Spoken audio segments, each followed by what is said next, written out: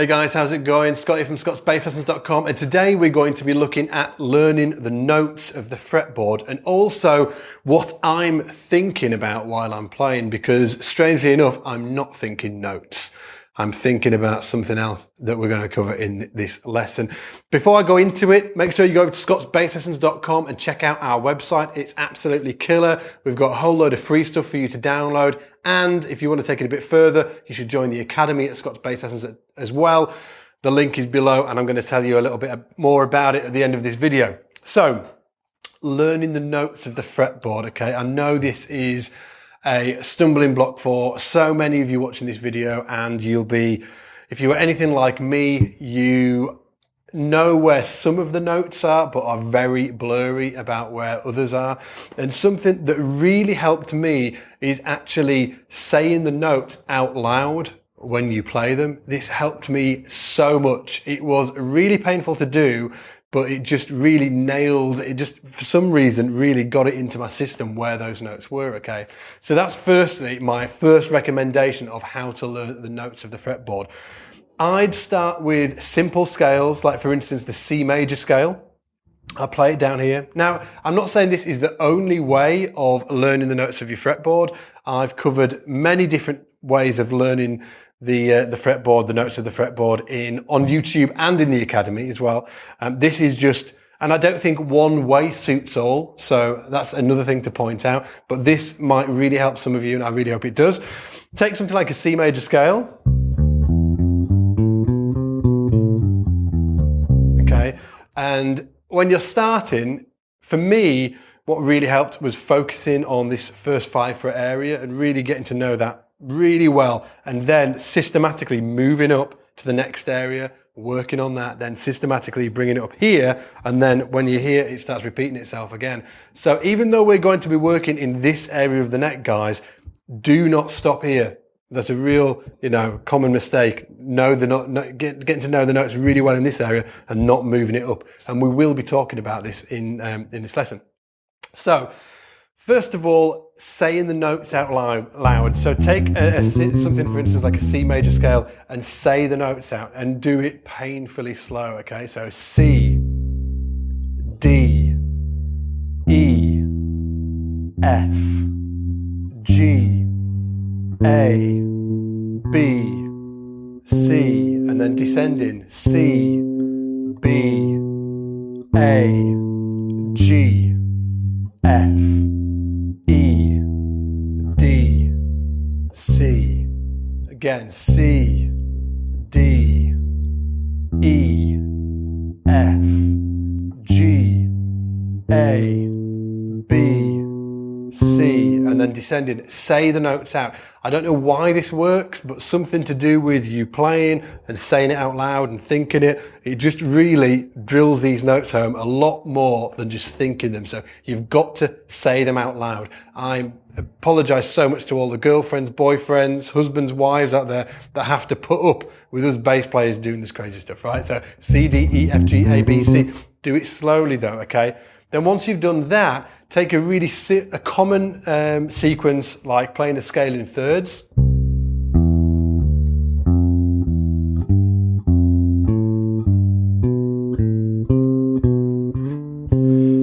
Now you might not be able to play that yet, but I can bet my bottom dollar that you can sing it. So, dee dee dee da da da da da da da da da da.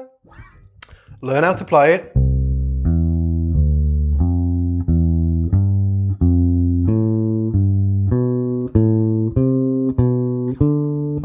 I'm not going to slow it down for you because I really want you to work on that, okay? I really want you to work on it and work it out for yourself. It's all in there.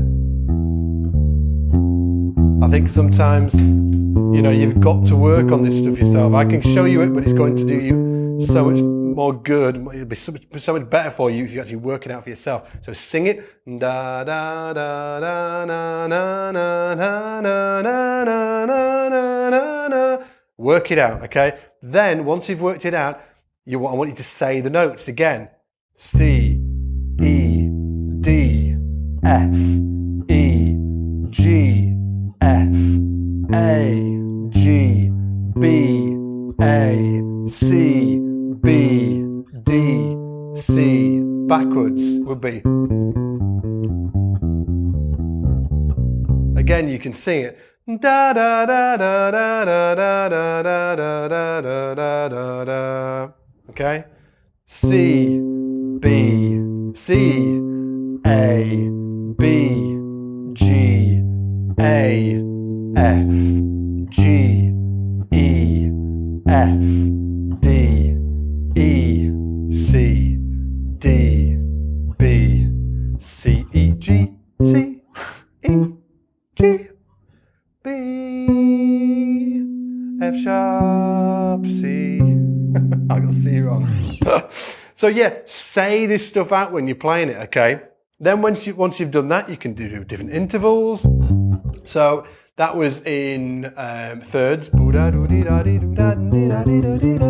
could do it in fifths. People are just trying to get through this door today. I'll tell you what's happening. We've got a tattoo parlour moved upstairs. So we're just getting all these guys that sort of like, come in. This guy did come in this morning. He was like, had his sleeves rolled up like he was ready, and he walked in the door. I was like, wrong place, dude. Yeah, so maybe we start outsourcing that stuff. We use the back room and get a tattoo parlour in there. So say this stuff out when you're playing it, okay? It will really, really benefit you in a huge way. And, okay, so sorry for that interlude. George was just seeing off the, seeing off the dudes or the dudettes.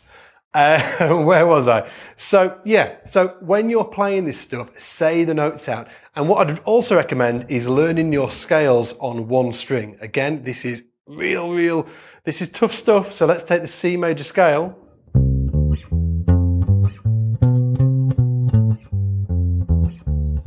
Say the notes out. C, D, E, F, G, A, B, C, B, A, G, F, E, D, C. Okay? Then let's take another major scale. Let's take the F major scale. Okay? So let's say the notes. F, G, A, B flat, C, D, E, F, E, D, C, B flat, A, G, F. Let's play it in thirds. Da dee da da da da da. F, A, G, B flat, A, C, B flat, D, C, E, D, F, E, G, F. Back down.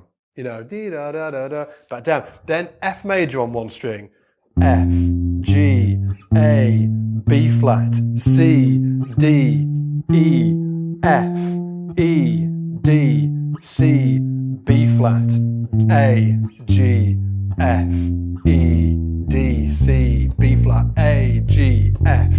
And you can use this stuff for licks that you're learning. Say, for instance, it was a lick like 2-5-1 lick, D, F, A, C to the B. So D, F, A, C, B, A, G, F. I'm going to say third E. And then I'm going to get onto that in a minute. So that's a really, really great way to learn the notes of your necks, guys. And what I would do, and what I would recommend, and what I really hope you do, is take this kind of stuff and explore it on your own. I can only take you so far. You need to sort of take this stuff and think to yourself, oh, this would be great in this way. And I wonder if I could use it with this thing that I'm doing. Oh, I wonder if that exercise I'm doing, I wonder if I could say the names of those notes when I'm doing it. You need to work this stuff into your playing, and in a way that really solidifies it for you. So when I used to go to guitar and bass teachers and get this kind of stuff, what I'd really make sure that I'd be doing is just taking what they were teaching me and then really running with that idea and getting into as many different things as possible and really getting stuck into the exercise and draining everything from it that I could, because brains work in different ways. My brain doesn't work the same as your brain. It doesn't work the same as Denmark's brain. All our brains work differently. So what works for somebody, what works for me what might work completely differently for you. And that's what the second part of this tutorial about is. It's about what I think when I'm playing, okay? So what am I thinking about when I play bass lines? And this is a really unique thing to me, and as I said, it might be completely different to you. I found that different people think differently about what they're thinking when they're creating bass lines, okay? Me personally, I don't, and I get a lot of questions about this, I don't think notes, okay? I think of one note, and that's the root note. So for instance, if I had if somebody said C dominant 7 to me, okay? C dominant 7, what my brain process, my thinking process does is I think of C. Okay, I know where all my C's are, and then I assign my dominant 7th patterns that I've learned to that root note, okay? So that gives me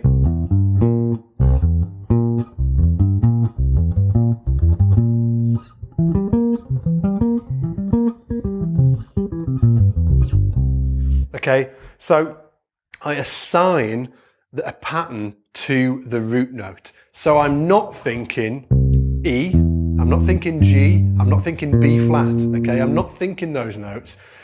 But the huge thing which is the way I think and what really helped me, and I do recommend doing this as well, is I think in terms of note function, okay? I think in terms of note function. So I'm not thinking C, E, G, B flat, C, E, G, B flat, C. What I'm thinking is root note, and I know it's C, root, 3rd, 5th, flat 7, root, 3rd, 5th, flat 7, root, and a 3rd up there, okay? So instead of thinking the notes of the chords, I'm thinking of the note function of the chords as they go by.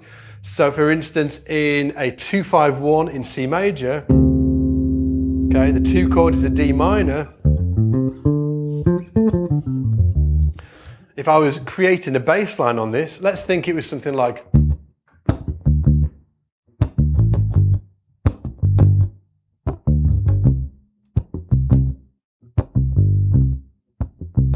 okay, on that D minor, I'm not thinking D, F, A, C, D. I'm thinking it's a D minor, and so I know it's a D minor. I'm assigning the different patterns that I've learned for D minor. So here it is there.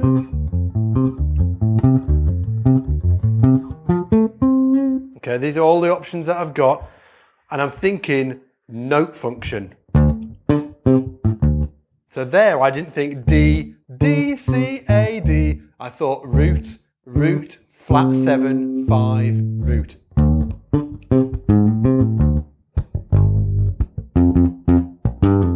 So on that G7 there, that note there, I'm not thinking F, I'm thinking flat 7.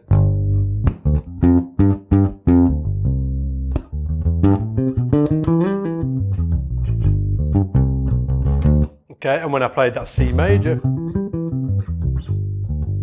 like a lot of it is muscle memory, but if there is any thought process coming into it, it's root, 3rd, 5, 7, root, 3rd, 5, 7. Okay, I'm thinking about the actual quality of the note, okay, the note function. So why am I doing this? For me, it really helps because it's transposable. That's why I'm doing it. So for instance, if we're on a C7, I've got root, 3rd, 5th, flat 7, root.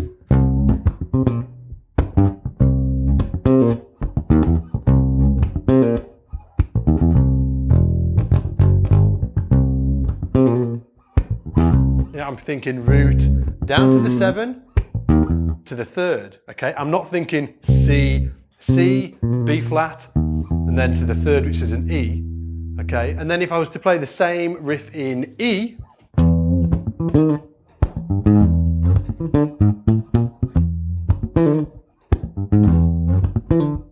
Okay, again, I'm thinking root, down to the flat 7, to the 3rd. I'm not thinking E to D, and then from G to, it's an E, so G sharp. You know, I'm not thinking like that. And the reason why this helps me is because it's transposable. Note function is transposable. Whereas every time if I was changing from, you know, C7 to E7, if I was thinking notes, my brain would explode. Saying that, knowing where your notes are is super, super important, because you need to know where your root notes are, you know. If you're saying, for instance, we used C, I know where all my C's are, or F's, or B flats, E flats, A flats, D flat. Okay, I know where they all are. Okay, and that's really, really important. So what I'm not saying is that you don't need to learn your notes, because you absolutely do. What I'm saying is that remember to think note function as well when you're creating your own bass lines. It is super important. Now, the caveat is that I do know people that do think about notes when they play. Okay, they do think C, E, G, B flat, C. And if it was an F, F, A, C, E flat, F, because that's more natural to them. So and the reason I'm telling you this is because I think that you guys need to find out what's natural for you, and you need to run with that and give it time to get into your playing. You need to be looking for things that are natural for you, not just what people tell you to do, okay? Because everybody learns differently. So even though I'm telling you how I, do this, it might not work for you. If it does, run with it, because it's great. It's a really great way of doing it. But with any of this stuff that I'm telling you, it's question it. Work out whether it's working for you or whether it's not working for you. Hopefully you've enjoyed this lesson, guys. Hopefully I've given you some food for thought, and you're going to rinse the hell out of learning these notes up and down the fretboard. And you're also going to, next time you create a bass line, start thinking about how you are, what you're thinking about when you're creating bass lines, because that's everything, man. You've got to be able to get this stuff and understand it, and then put it into practice and make music from it, and not just play verbatim stuff that you hear. I want you to be really creating your own bass lines and getting this stuff into your playing. In fact, if you go to scottsbasslessons.com and click on the top, it says free bass toolkit. If you click on there, there's a half-an-hour lesson on creating your own bass lines, and all of this stuff plus more, totally free. And it's got a huge PDF download with it as well. And if you haven't been to scottsbasslessons.com, make sure you go check out the free toolkit, but also check out the Academy, guys. It's a really, really amazing place to learn. It's the best place online to learn bass. There's me teaching in there. There's this crazy faculty of bass teachers doing live streamed seminars every week for you to hang out. You can ask these guys questions in real time. And these are amazing world-class tutors. Isn't technology weird, isn't it? If this was available when I was a kid, it would have blown my mind.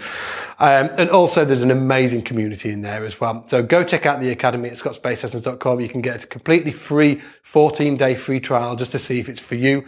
And hopefully it will be. And hopefully I'll see you in there at one of the live hangouts that we do every week. So other than that, guys, take it easy. Go put this into practice, and I'll see you in the shed.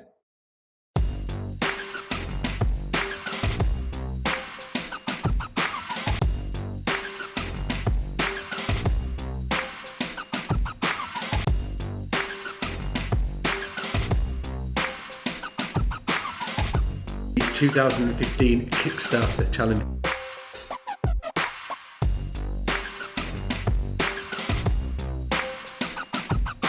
Hey everybody. Hey. Hey everybody. Hi everybody. Hello all. Hello.